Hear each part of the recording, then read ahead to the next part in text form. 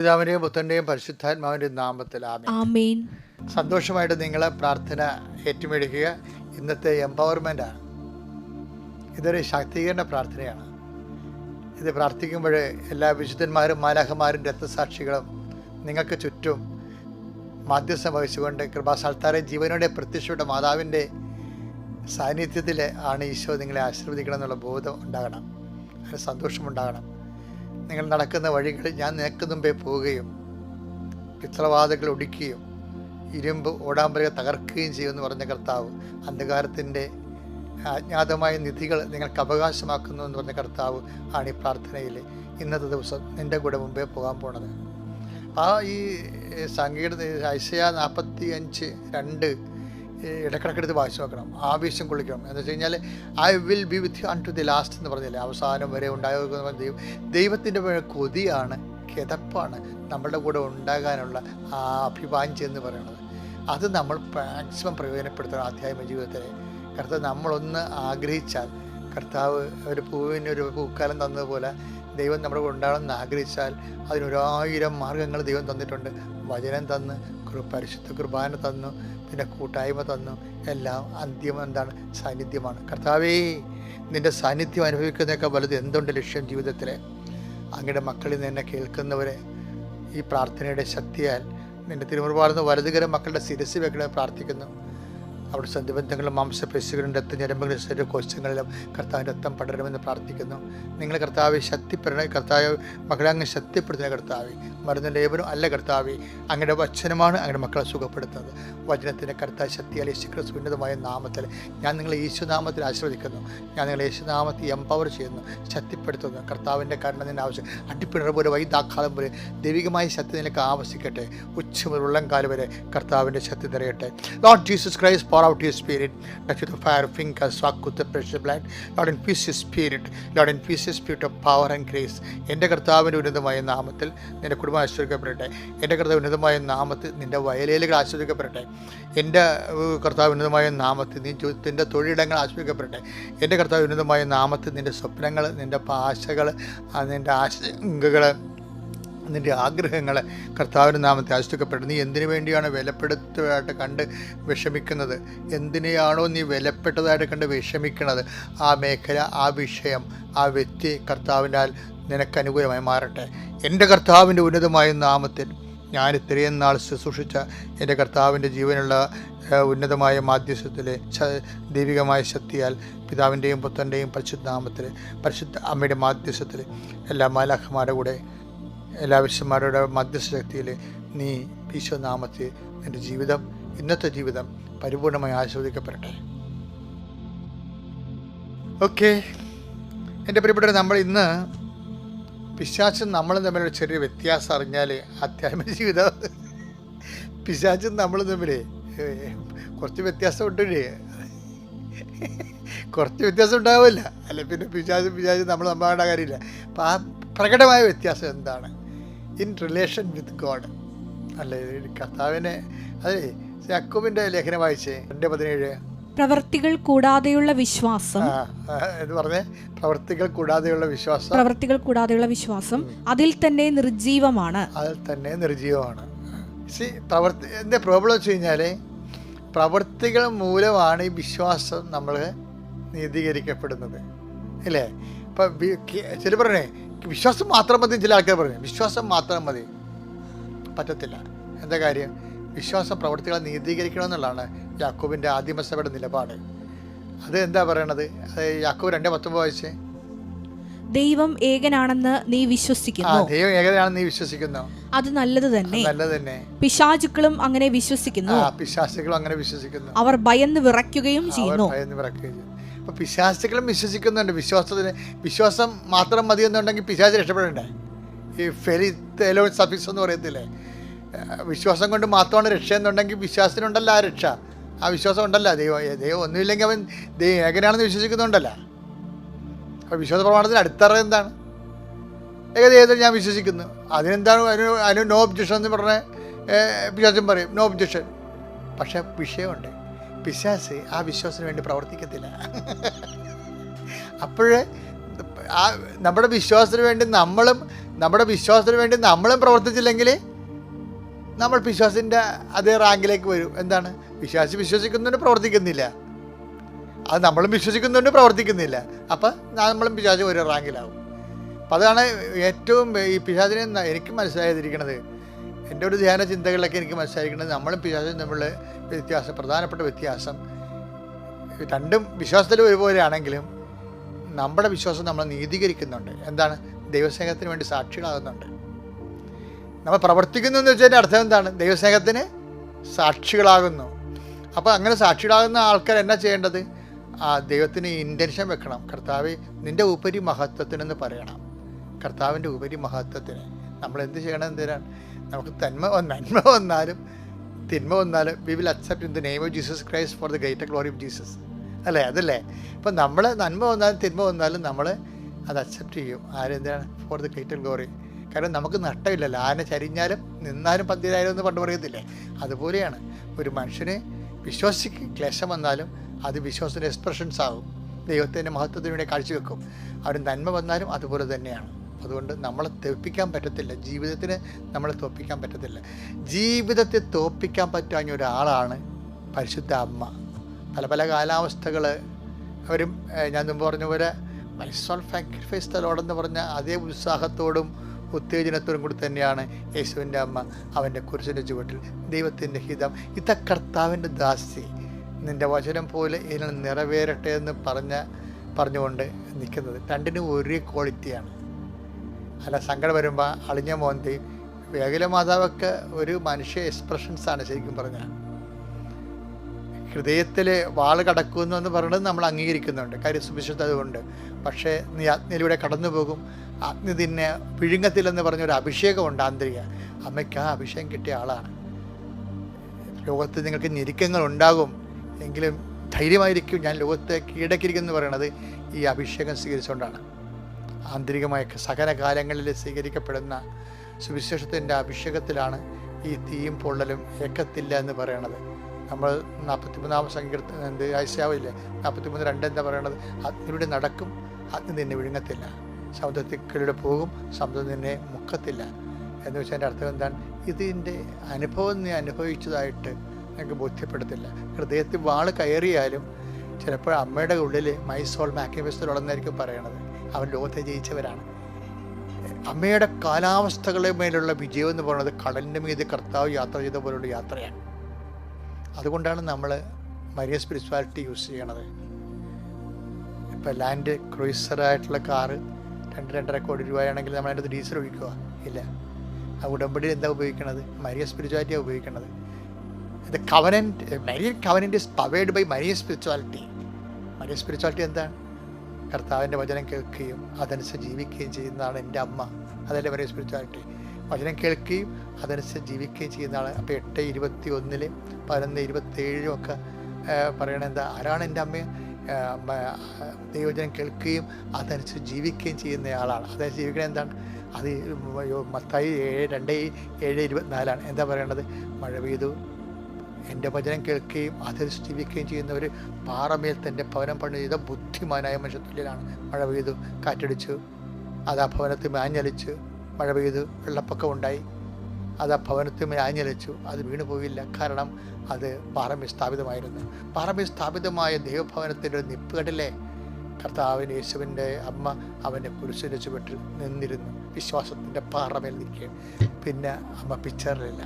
പുനരുത്ഥാനത്തിൻ്റെ ആ മഹാഹ്ലാദങ്ങളിലേക്ക് അമ്മ വരുന്നില്ല. കാര്യം അമ്മയ്ക്ക് എല്ലാം പുനരുത്ഥാനമാണ്. Thank you. അപ്പോൾ അമ്മയുടെ സ്പിരിച്വാലിറ്റി സ്വീകരിക്കുക, എല്ലാ ലോകത്തെ അതിജീവിക്കുക. പരിശുദ്ധ പരമദിവ്യകാരുണ്യത്തിന് നേരവും ആരാധനയും സ്തുതിയും പുകഴ്ചയും ഉണ്ടായിരിക്കട്ടെ. പരിശുദ്ധ പരമദിവ്യകാരുണ്യത്തിന് നേരവും ആരാധനയും സ്തുതിയും പുകഴ്ചയും ഉണ്ടായിരിക്കട്ടെ. അച്ഛൻ പറഞ്ഞ വചനം ഉടനെ അവരത് കാണിച്ചു കണ്ടില്ലേ? വലിയ സന്തോഷം, നന്ദി. ഭൗമികമായത് മാത്രം അവർ ചിന്തിക്കുന്നു. ഫിലിപ്പിയർ 3:20 എന്നാൽ നമ്മുടെ പൗരത്വം സ്വർഗത്തിലാണ്, അവിടെ നിന്ന് രക്ഷകനെ കർത്താവായ യേശുക്രിസ്തുവിനെ നാം കാത്തിരിക്കുന്നു. Price the Lord. ഇതൊരു ബോധമാണ് ശരിക്കും.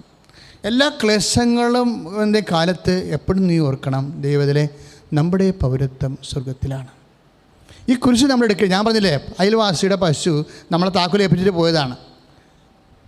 അവർ ആശുപത്രിയിലാണ്, പക്ഷേ ആ പശു ഒഴിഞ്ഞ് അതിനെ സമയത്ത് കാടി കൊടുക്കണം, അല്ലെങ്കിൽ പുല്ല് കൊടുക്കണം. ഇതൊക്കെ നമുക്ക് എക്സ്ട്രാ ജോലിയാണ്. ചിലപ്പോൾ അത് അഴിഞ്ഞും പോകും, പിന്നെ അതിന് പുറകെ നടക്കണം.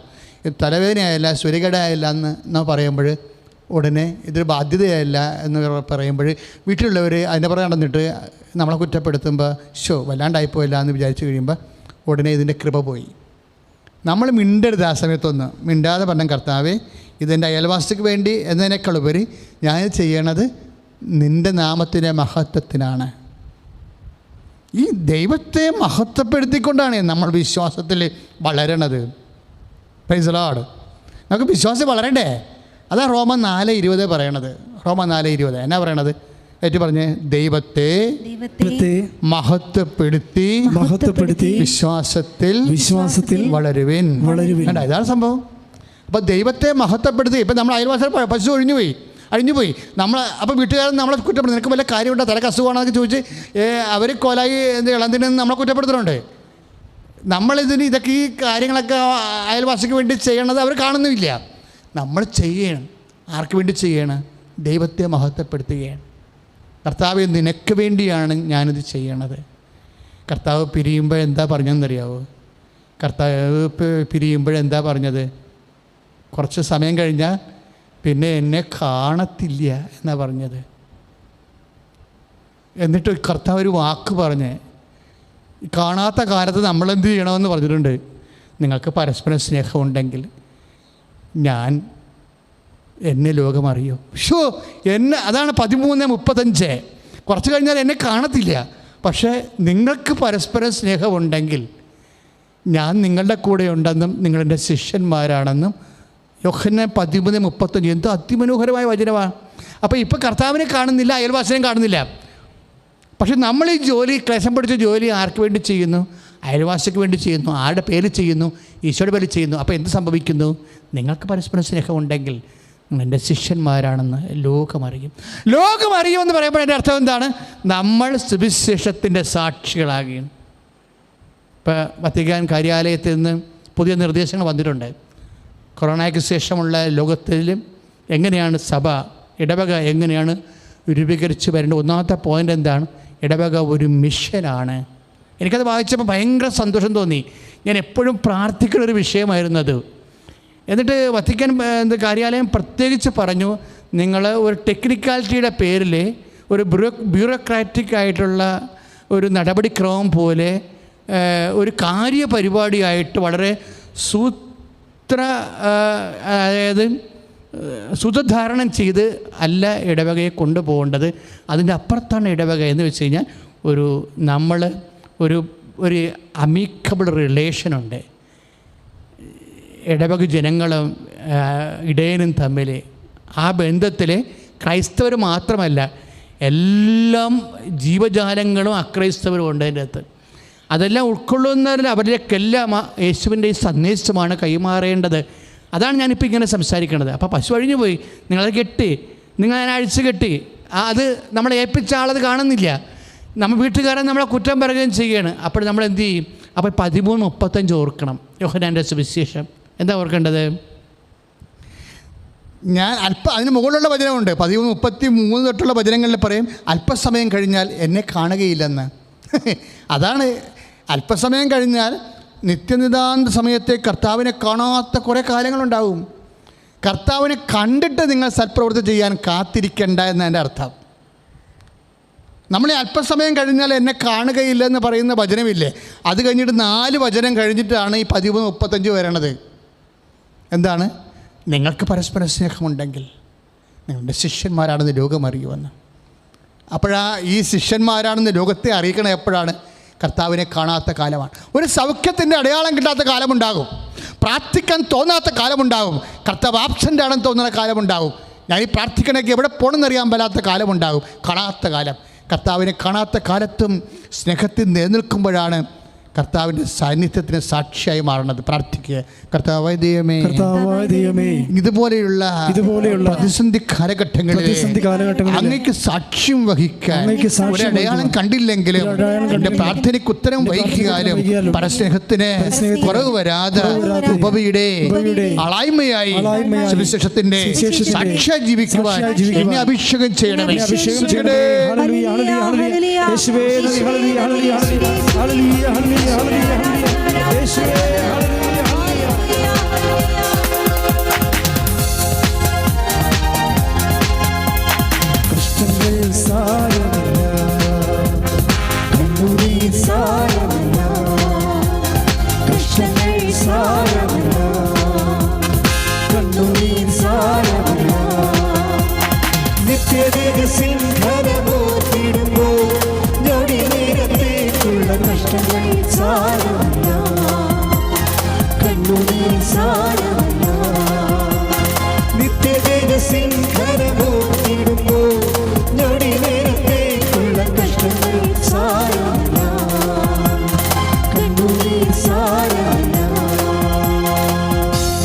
പരിശുദ്ധ പരമദിവ്യകാരുണ്യത്തിന് ആരാധനയും സ്തുതിയും പുകഴ്ചയും ഉണ്ടായിരിക്കട്ടെ. പരിശുദ്ധ പരമദിവ്യകാരുണ്യത്തിന് ആരാധനയും സ്തുതിയും പുകഴ്ചയും ഉണ്ടായിരിക്കട്ടെ. ഈ പ്രിസൺ ലെറ്ററിൽ എനിക്ക് ഏറ്റവും ഇഷ്ടപ്പെട്ട ഭാഗം ഏതാണെന്ന് അറിയോ?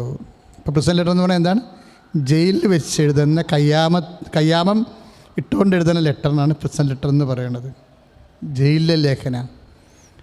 അതിൽ ഏറ്റവും മനോഹരമായ വാക്ക്, ജയിലിലെ അവസ്ഥ അറിയാവോ? അതായത് വളരെ പരിമിതമായ ഒരു സാഹചര്യമാണ്. ഞാൻ പല ജയിലിലും പോലീസ് സ്റ്റേഷനിലകത്തുള്ള ജയിലിലൊക്കെ പോയിട്ടുണ്ട്. ഒരു ദിവസം പോലീസ് സ്റ്റേഷനിലകത്തുള്ള ജയിലിൽ ഒരാളെ പിടിച്ചിട്ടപ്പോഴേ അയാളെ ഇറക്കാൻ വേണ്ടി പോയി. അപ്പം പോലീസ് സ്റ്റേഷനകത്തുള്ളത് വലിയ ജയിലല്ല, പക്ഷേ അതിൻ്റെ അകത്ത് ഉള്ളത് ജയിലാണ്. അതിൻ്റെ അകത്ത് ഒരു ടോയ്ലറ്റ് മാത്രം ഉണ്ടാവും, അതും തുറന്ന ടോയ്ലറ്റ്. എൻ്റെ അമ്മേ, തുറന്ന ഇരുമ്പഴിയുടെ ഉള്ളിലകത്ത് ടോയ്ലറ്റ്. എന്നുവെച്ചാൽ വാതിലില്ലാത്ത ഒരു കക്കൂസാണ് ഈ സാധനം. വാതിലില്ലാത്ത ഒരു കക്കൂസ, അതാണ് സാധനം. അപ്പോൾ അതിൻ്റെ അകത്ത് നിൽക്കുന്ന ആളിൻ്റെ ദൈന്യത ഞാൻ കണ്ട് വിഷമിച്ചു പോയി ഒരു ദിവസം. അപ്പോൾ ഇതാണ് ജയിലിൻ്റെ അവസ്ഥ. ഇതിൻ്റെയൊക്കെ കയ്യാമം കൂടി വെച്ചേക്കും, അപ്പോൾ പണിയാവും. കാര്യം പൗലോസ് പറഞ്ഞിട്ടുണ്ട്, ഞാൻ കയ്യാമം ആമം ഇട്ട കൈ കൊണ്ടാണ് എടുത്തണമെന്ന് പറഞ്ഞിട്ടുണ്ട്. അത്രയും ദുരിതം പിടിച്ച ഒരവസ്ഥയാണ്. എന്നിട്ട് ഇത്രയും ദുരിതം പിടിച്ച അവസ്ഥ, നമുക്ക് ഈ വീട്ടു തടങ്ങളിൽ താമസിക്കുന്നുണ്ടെങ്കിലും നമ്മുടെ ആൾക്കാർ പലരും ടിവിയുടെ മുമ്പിലായിരിക്കണത് ഇല്ലേ? അപ്പോൾ ഈ ഇത്രയും കഷ്ടപ്പെട്ട അവസ്ഥയിൽ ഈ മനുഷ്യൻ പറഞ്ഞ വാക്കെന്താണെന്ന് അറിയാവോ? എപ്പോഴും സന്തോഷത്തോടെ ഇരിക്കുക. That is the spirit of the faithful. അതാണ് ഒരു സ്പിരിറ്റ് എന്ന് പറയുന്നത്. ഇത്രയും ആകൃതം പിടിച്ചൊരവസ്ഥയിൽ പറയണ വാക്കെന്താണ്? എപ്പോഴും സന്തോഷത്തോടെ ഇരിക്കുവിൻ. ഫിലിപ്പിയർ 4:4. എനിക്ക് ഭയങ്കരമായ സന്തോഷം തോന്നി ആ വാക്ക് കേട്ടപ്പോൾ. ഇതൊക്കെ എന്തിനാണ് പറയണമെന്ന് അറിയാവോ? നമ്മുടെ ഈ സാഹചര്യത്തിൽ ഇതിനേക്കാൾ വലിയ വിഷമം അനുഭവിച്ച ആൾക്കാരെ ഹൃദയത്തിൽ അനുഭവിച്ച വിഷമമല്ല, കർത്താവിൻ്റെ കൃപയാണ്. അതാണ് പൗലോസ് ഫിലിപ്പിയർ ലേഖനം 4:4. നിങ്ങൾ എപ്പോഴും നമ്മുടെ കർത്താവിൽ സന്തോഷിക്കുവിൻ. ഒന്നേറ്റ് പറഞ്ഞ, നിങ്ങൾ എപ്പോഴും നമ്മുടെ കർത്താവിൽ സന്തോഷിക്കുവിൻ. ആ വാക്കൊന്നിട്ട് പറഞ്ഞേ, നിങ്ങൾ എപ്പോഴും നമ്മുടെ കർത്താവിൽ ഒന്നിട്ട് പറഞ്ഞേ, നമ്മുടെ കർത്താവിൽ സന്തോഷിക്കുവിൻ. ഞാൻ വീണ്ടും പറയുന്നു, നിങ്ങൾ സന്തോഷിക്കുവിൻ. Praise the lord. ഹല്ലേലൂയ. അതായത് ഇത്രയും വിഷമം താൻ അനുഭവിക്കുമ്പോഴും പൗലോസ് അപ്പോസ്തലൻ ഒരു സഭയ്ക്ക് എഴുതുമ്പോൾ, എനിക്ക് ഭയങ്കര കഷ്ടപ്പാടാണ്, ഇവിടെ സമയത്ത് ഭക്ഷണം കിട്ടണില്ല, മൂട്ടകടി കൊള്ളുന്നുണ്ട്, പ്രാഥമിക ആവശ്യങ്ങൾക്ക് പോലും ഇവിടെ സൗകര്യമില്ല, ഇങ്ങനെയുള്ള വേവലാതിയിൽ എഴുതുന്നത്. What content! ഇത്രയും ആ മനുഷ്യൻ്റെ ഉള്ളിലുള്ള ആ നിറവ് കണ്ടില്ലേ? ഇത്രയും പ്രയാസം അനുഭവിക്കുമ്പോഴും വിശ്വാസി അത് പൗലോസ് അപ്പോസ്തലൻ ചോദിക്കുന്നുണ്ടേ, ആപത്തിനോ വാളിനോ. റോമ 8:35 വായിക്കുമ്പോൾ എന്താ കിടക്കണത്? ആപത്തിനോ വാളിനോ പട്ടിണിക്കോ ആർക്ക് യേശു ക്രിസ്തുവിന്റെ സ്നേഹത്തിൽ നിന്ന് എന്നെ വേർപിരിക്കാൻ കഴിയും? സ്തുതിക്കട്ടെ. ഹല്ലേലൂയ. യേശുവേ സ്തോത്രം. ഹല്ലേലൂയ. യേശുവേ സ്തുതി. ഹല്ലേലൂയ. യേശുവേ സ്തുതി. ഹല്ലേലൂയ. ഓ ദിവ്യമാ സ്നേഹമേ,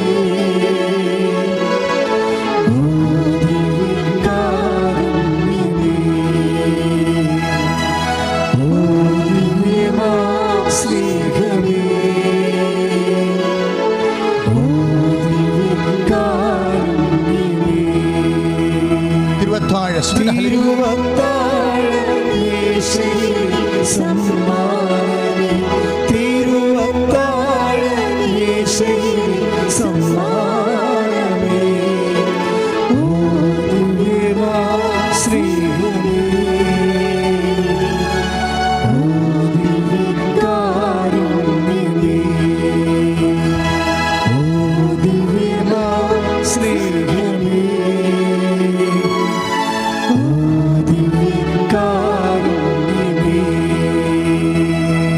പരിശുദ്ധ പരമദിവ്യകാരുണ്യത്തിന് എന്നേരവും ആരാധനയും സ്തുതിയും പുകഴ്ചയും ഉണ്ടായിരിക്കട്ടെ. എൻ്റെ മക്കളെ, ഇതൊരു ശാശ്വതമായ ഒരു യാഥാർത്ഥ്യമാണ്. അതായത് whatever happen to us, ഞാനൊക്കെ നിങ്ങളോട് പറയുന്നില്ല, നമുക്ക് എന്നാ സംഭവിച്ചാലും ഒരു വിശ്വാസിയെ സംബന്ധിച്ചിടത്തോളം അതിന് എല്ലാം അതിജീവിക്കുന്ന ഒരു അഭിഷേകമുണ്ട്. അതിനെല്ലാം അതിജീവിക്കുന്ന ഒരു, പക്ഷേ എനിക്ക് ചില സമയത്ത് തോന്നിയിട്ടുണ്ടേ, നമ്മൾ അത്തരം ഒരു അഭിഷേകം പ്രാപിക്കാൻ വേണ്ടിയുള്ള സാഹചര്യത്തിൻ്റെ സമ്മർദ്ദമാണ് സഹനമെന്ന്. പ്രാർത്ഥിക്കുക. കർത്താവായ ദൈവമേ, എൻ്റെ ജീവിത വ്യാപാരങ്ങളിലും സാഹചര്യങ്ങളിലും ഞാൻ വളരെയേറെ ക്ലേശിക്കുകയും വീർപ്പുമുട്ടുകയും ചെയ്യുന്നു. കർത്താവേ, പീഡിതനായ അപ്പോസ്തലന്റെ വിശ്വാസ ചൈതന്യത്താൽ ഫിലിപ്പിയർ 4:4 എന്നെ അഭിഷേകം ചെയ്യണമേ. സ്തുതിക്കട്ടെ. ഹല്ലേലൂയ.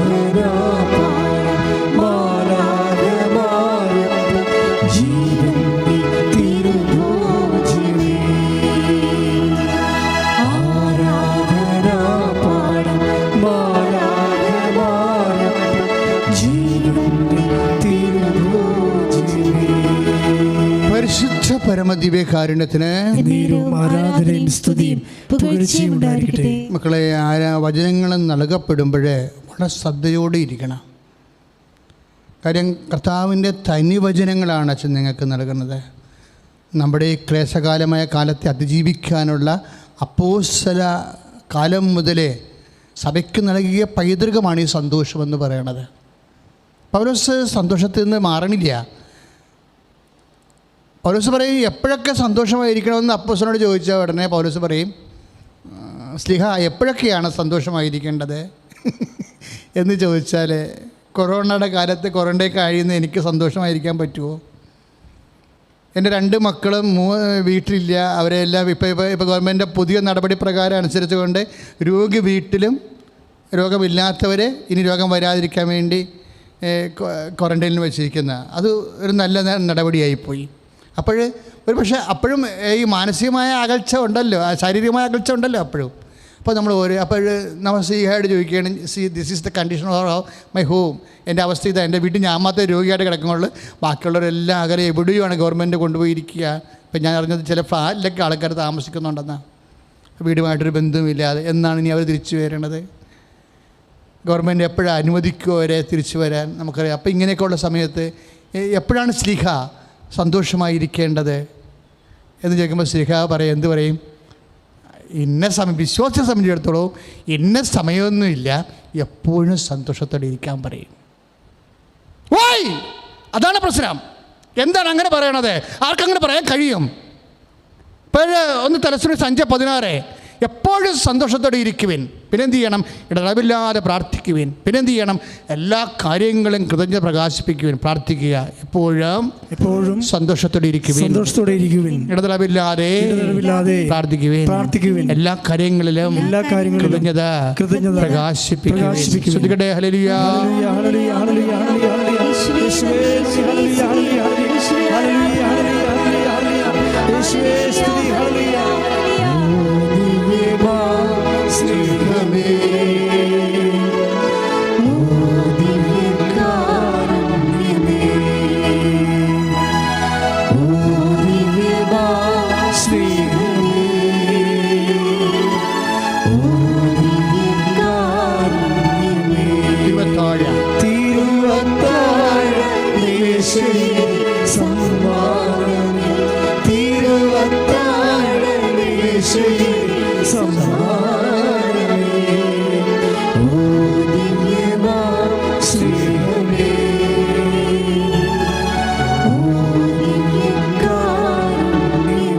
പരിശുദ്ധ പരമദിവ്യകാരുണ്യത്തിന് ആരാധനയും സ്തുതിയും പുകഴ്ചയും ഉണ്ടായിരിക്കട്ടെ. പ്രിയപ്പെട്ടവരെ, അപ്പോസ്തലികമായ ഈ ക്ലേശകാലങ്ങളിൽ കൈവരിക്കുന്ന സന്തോഷത്തിൻ്റെ അഥവാ അപ്പോസ്തല പൈതൃകമായ സന്തോഷത്തിൻ്റെ ബേസ്മെൻ്റ് എന്താണ്? ഇപ്പം നമുക്ക് എപ്പോഴും സന്തോഷത്തിരിക്കാൻ നമുക്ക് പറ്റുമോ? ഇപ്പോൾ ഡോക്ടർ പറയുന്നു നമ്മുടെ രോഗം ഇനി മാറത്തില്ല, മരണം വരെ മരുന്ന് കഴിക്കേണ്ടി വരുമായിരിക്കുമെന്ന് ഡോക്ടർ പറയണം. അപ്പം നമ്മൾ പുറത്തോട്ട് ഇറങ്ങുകയാണ് ചീട്ട് നോക്കിക്കൊണ്ട്. അപ്പോൾ നമ്മുടെ കണ്ണ് നിറയും.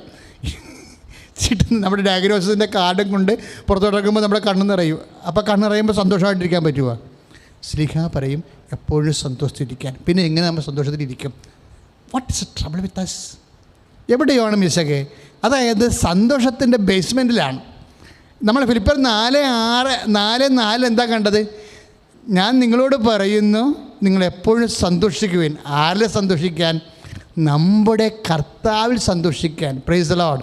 That's A point. അതായത് ഫിലിപ്പിയർ 4:4 പറഞ്ഞത് എന്താണ്? നിങ്ങൾ എപ്പോഴും സന്തോഷിക്കുവിൻ. ആരിൽ സന്തോഷിക്കണം?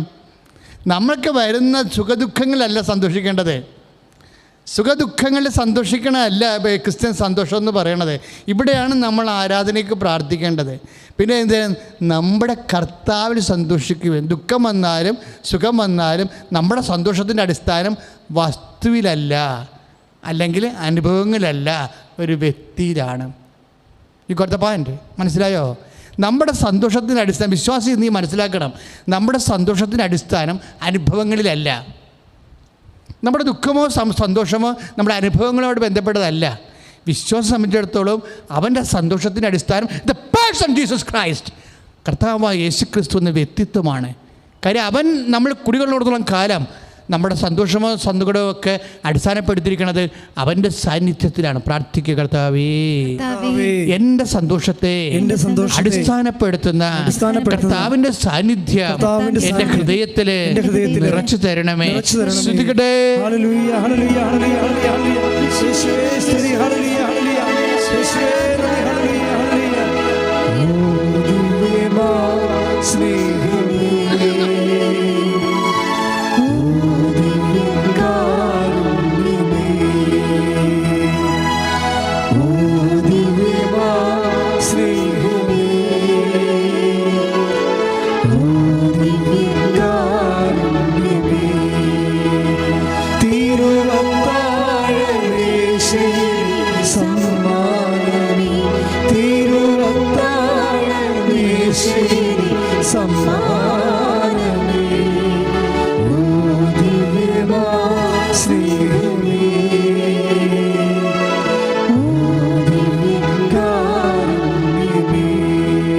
പരിശുദ്ധ പരമദിവ്യകാരുണ്യത്തിന് ആരാധനയും സ്തുതിയും പുകഴ്ചയും ഉണ്ടായിരിക്കട്ടെ.